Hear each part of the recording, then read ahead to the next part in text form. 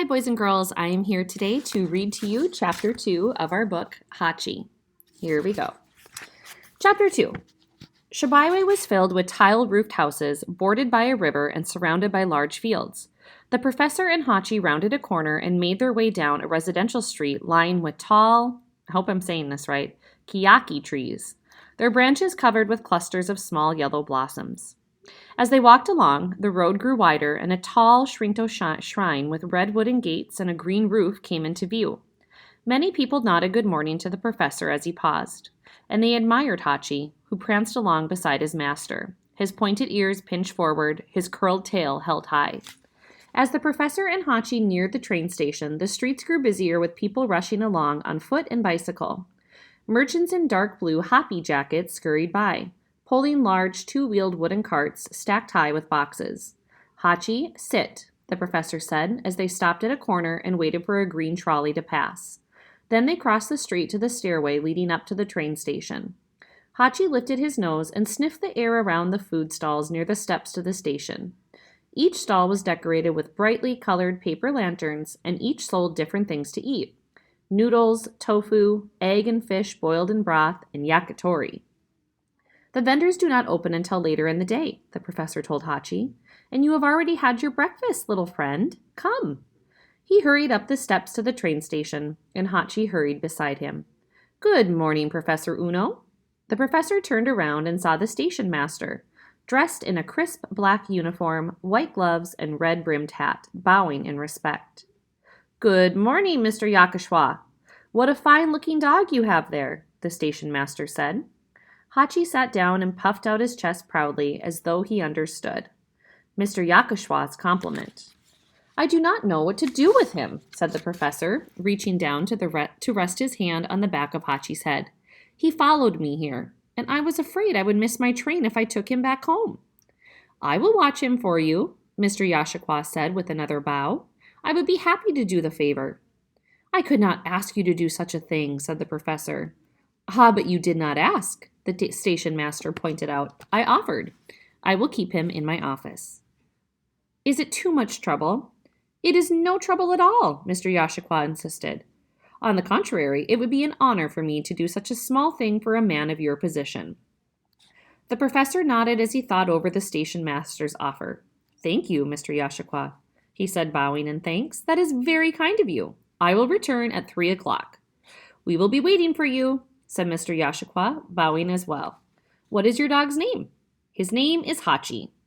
"Hachi? Why did you name him 8? 8 is my lucky number, because the kanji for 8 is shaped like a fan held upside down, and it is wider at the bottom than at the top." The professor explained, using his finger to draw the shape of a Japanese character in the air. "That means that the future is wide open. And Hachi is the 8th dog I have owned, so he is sure to be lucky. He is smarter than any other dog I have trained. Already I have taught him to sit, to lie down, to come, and to heel. The only thing I cannot teach him is to bark." "Perhaps it is better that he does not speak," remarked the station master. "Some dogs cannot be taught to stop barking." "That is true," said the professor, "but Akitas do not misbehave like that. They do not bark unless they think something is wrong. But I would still like to teach him, just to hear the sound of his voice." He looked down at his puppy, but Hachi remained silent. "Ah, well," Professor Uno said, "I am sure Hachi will speak to me when he has something important to say. Thank you again for offering to watch him." The professor bowed to the station master. "He will listen to you. He is usually," he looked down at his puppy once more, "a very good dog." The professor showed the ticket taker his train pass and walked with Hachi and the station master onto a platform that bordered the train tracks and was sheltered by a red roof. Got to take a drink of coffee. The platform was crowded with commuters and shoppers. Many of the men wore business suits and leather shoes, as the professor did, but some of the men, and most of the women, wore kimonos with wooden geta clogs or straw zori hat sandals at their feet. While the station master patrolled the platform, Professor Uno stood beside a woman in a green cotton kimono patterned with butterflies and fastened at her waist with an obi the color of pale jade. Her belongings were all tied up in a green cloth bag. She balanced the tidy bundle on her right palm. With the other hand, she smoothed her son's sailor suit. When at last the woman was satisfied with the boy's school uniform, she brushed some wisps of hair away from his forehead with her fingertips. "Look, son." The boy broke from his mother's fussing and pointed. "A dog is waiting for the train." He held his hand out towards Hachi, but his mother pulled it back. "Yasu, be careful. He might bite." "Oh, he will not hurt you." The professor knelt down between the boy and Hachi. "He is very gentle." "What is his name?" asked the boy. "His name is Hachi," answered the professor as he stood up. "And I am Elizabeth Uno." I don't think I said his name right. This is hard. "I am Mrs. Takahashi," said Yasu's mother, bowing her head. "And this is Yasu, my son. Yasu is very curious." As if to prove his mother's point, Yasu bowed and immediately posed another question. "What kind of dog is Hachi?" he asked the professor. "Yasu," Mrs. Tashahashi said, "do not be such a bother." "It is no bother," said the professor. "I am happy to answer your question. Hachi is a very special dog called an Akitakin," he said proudly.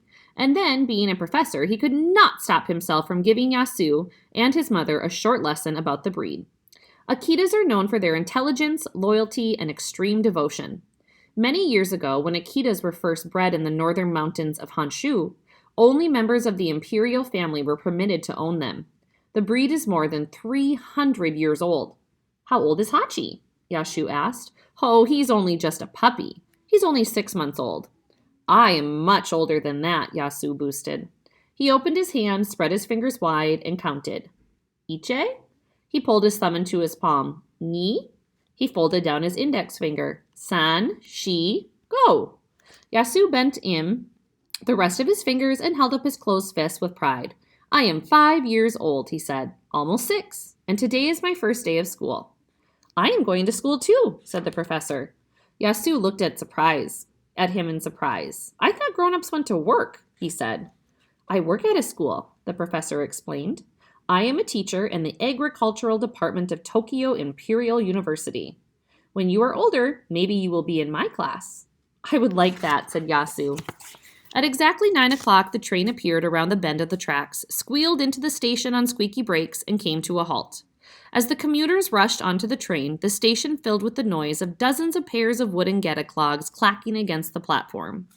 The professor stood still while everyone else hurried past onto the train. "Hachi, sit," he said. Hachi sat and Professor Uno bent down and looked into his dark brown eyes. "What a good dog you are," the professor said once the station had quieted. "What a fine dog you are," he repeated softly. "Hachi, you are the best dog in all of Japan." He stroked Hachi's head, kissed the tip of his nose, and straightened up. "I will return at 3 o'clock." The professor stepped inside the train just before it pulled away and waved to Hachi. "Farewell, little friend." Hachi stayed right where he was on the platform, craning his neck to watch the departing train that held his master.